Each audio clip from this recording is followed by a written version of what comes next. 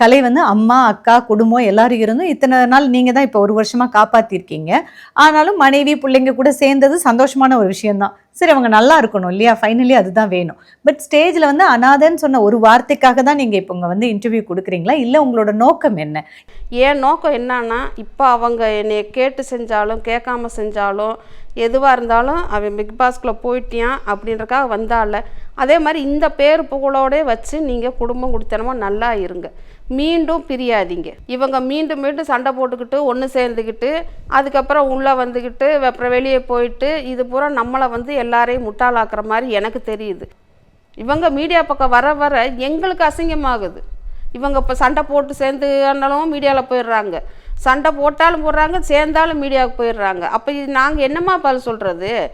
அவங்க அந்த ஃபீல்டில் இருக்காங்கன்னா நாங்களும் அவங்கள சேர்ந்தவங்க தானே. இதுக்கு இந்த மாதிரி பிரச்சனை வரக்கூடாதுன்னு அனாதைன்னு சொல்லிடுறேன். நம்மளை யாரும் எதுவும் கேட்கக்கூடாது அப்படின்னு அவங்களோட கணிப்பு.